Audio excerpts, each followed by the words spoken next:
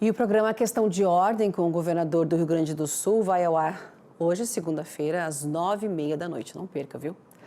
E vamos falar agora, então, do crescimento do PIB no primeiro trimestre do ano e também sobre a medida do governo em arrecadar mais, aumentando o IOF, Imposto sobre Operações e Finanças. Eu vou conversar agora, então, com o Felipe Sirigatti, economista da FGV Agro. Muito bem-vindo.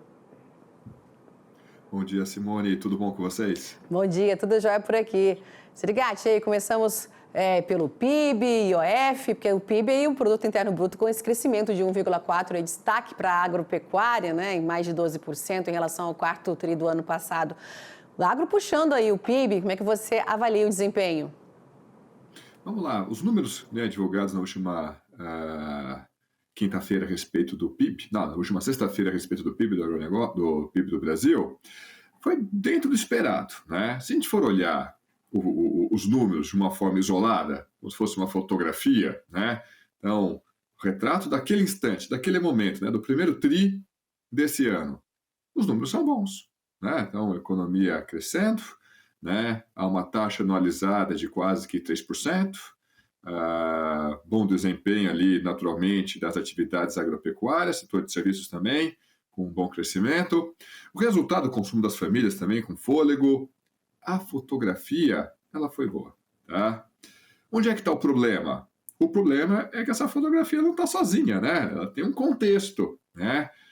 Quando a gente coloca, então, um pequeno filme que vai contar a história em que aquela fotografia está inserida, aí, realmente, como a gente viu no mercado acionário, o mercado não ficou tão feliz com esses números. Por quê? O que o PIB divulgado nos trouxe? Que a economia brasileira ela está crescendo de maneira excessivamente acelerada e de maneira desequilibrada, né?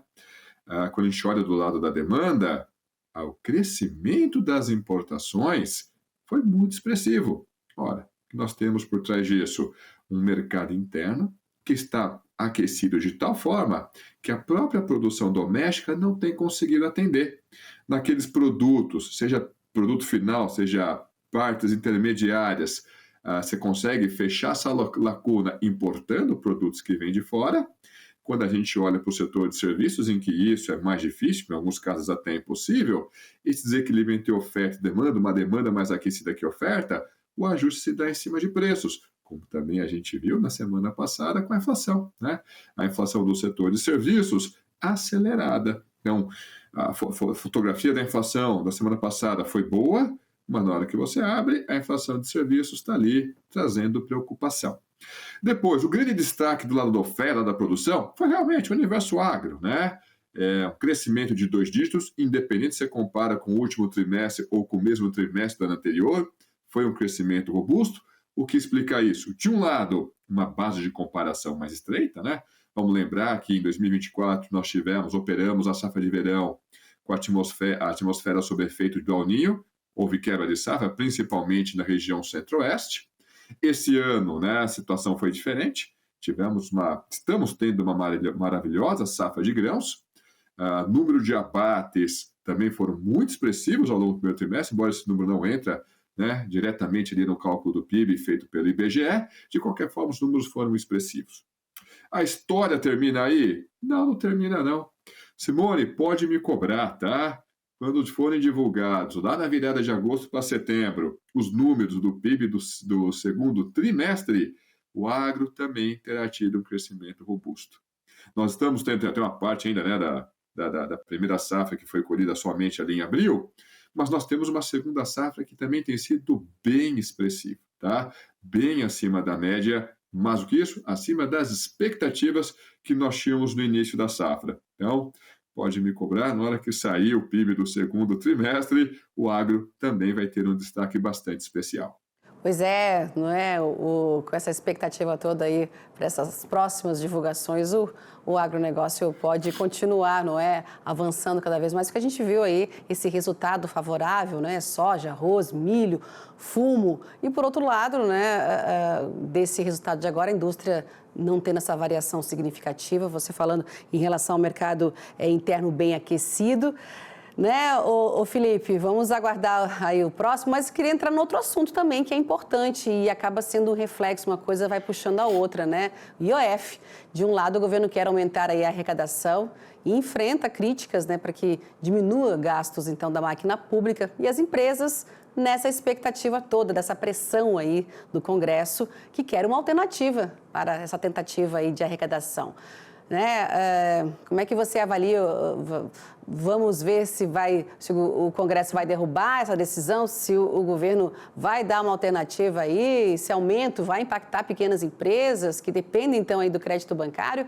Como é que você avalia tudo isso? O governo se colocou numa sinuca de bico, né? Então, o governo, desde o início do atual mandato, mudou algumas regras, fez ali uma PEC da transição, e é verdade, a IPEC, né, teve ali o suporte e aprovação do Congresso, do nosso parlamento, mas o governo acabou se colocando ele mesmo numa sinuca de bico, né? Por exemplo, expandindo alguns gastos que são gastos obrigatórios, do outro lado, vinculando alguns gastos ao salário mínimo, que já estavam vinculados, mas ao promover aquela política de valorização do salário mínimo, isso acaba automaticamente, devido a essas vinculações, aumentando um conjunto de gastos obrigatórios, e aí não tem muito como reverter. Mais do que isso, quando se coloca ali o arcabouço fiscal, que era uma tentativa de fazer com que a expansão de gastos ficasse mais contida, só que era um contido insuficiente para resolver, né, o problema da evolução da nossa dívida. De qualquer forma, esses gastos estão cumprindo o seu papel, estão crescendo, foi para isso que o governo quis fazer isso, é algo deliberado, só que a arrecadação não está vindo na mesma velocidade. E olha, todo mundo que está aqui já sentiu isso no bolso. Não foi por falta de esforço do governo. Principalmente a partir de 2024, o esforço arrecadatório do governo foi brutal. Só que, mesmo assim, não conseguiu acompanhar a evolução dos gastos. E olha que nós estamos falando apenas daquilo que está no papel. Tem muito gasto que não está nas regras ali do arcabouço fiscal, por exemplo, o pé de meia, e tem muito gasto acontecendo não via orçamento, mas via caixas das estatais, o que a gente chama de gastos parafiscais, que vai ter que ser resolvido lá na frente. Não vai ser nesse mandato, mas vai ter que ser resolvido novamente. Mesmo assim, as receitas, apesar de todo esforço, não estão conseguindo acompanhar os gastos. E aí, travado, o governo teve que lançar a mão de um tributo que ele é muito fácil para ele, para o governo, né? Bateu ali a caneta, já está valendo, não tem que passar pelo Congresso, porque não é um imposto arrecadatório, é um imposto regulatório. Só que, por não ter como função arrecadar, mas você controlar, fazer alguma regulação, é um imposto muito ruim, é um imposto que gera um efeito em cascata brutal. E aí começou o festival de reclamações corretas, super adequadas. E agora o governo está nessa sinuca de bico. Sem esses recursos, não consegue ter ali o orçamento. Para ter esse orçamento, ele vai ter que buscar outra fonte de recursos. Mas se tivesse outra fonte de recursos mais clara, não teria lançado mão do IOF. O que será que a gente vai fazer, hein? Será que a gente vai rifar mais um pouquinho do nosso futuro e vender? Essa a gente já viu acontecendo lá no governo de Dilma, hein? Vender barris de petróleo do nosso pré-sal, não aqueles barris que já foram extraídos, não, que estão lá embaixo, ou seja, já vamos rifar ainda um petróleo que sequer a gente conseguiu colocar aqui em cima da superfície. Vamos ver qual que vai ser o coelhinho que o governo vai ter que tirar da cartola. Pode vir uma reação em cascata, como você falou, por isso essas críticas todas acontecendo desde quando o governo anunciou essa medida aí em relação ao IOF, não é, Felipe? Mas o ministro Fernando Haddad, ele falou hoje, né, em reformas estruturais, é preciso fazer, e corrigir aí as distorções para abrir esse espaço aí para o IOF.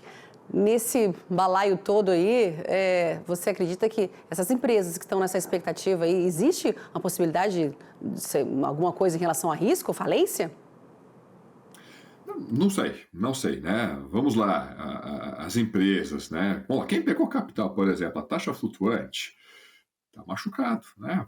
A taxa de juros já subiu bastante. Isso que a gente está olhando só a taxa de juros lá de curto prazo, aquela que o Banco Central controla. Quando a gente olha aí as taxas de juros praticadas pelo mercado, é um patamar completamente diferente.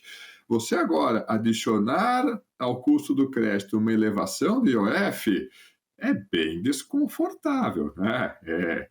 Você tem lá um custo de financiamento já mais elevado, e ainda você vai fazer essa medida para tornar esse custo ainda mais alto, com certeza o pessoal tem todo o direito de reclamar, né? E não é aquela despesa, não, olha, gente, vamos se preparar, vamos se organizar, porque ano que vem vai ter esse aumento. Não, é na canetada, é do dia para a noite. A tinta caiu no papel publicado no Diário Oficial, já está valendo. Então, realmente é desconfortável e merece a reclamação.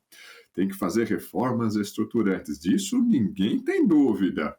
Mas acho também que ninguém tem a expectativa de que vai sair alguma reforma estruturante nos próximos 2 anos.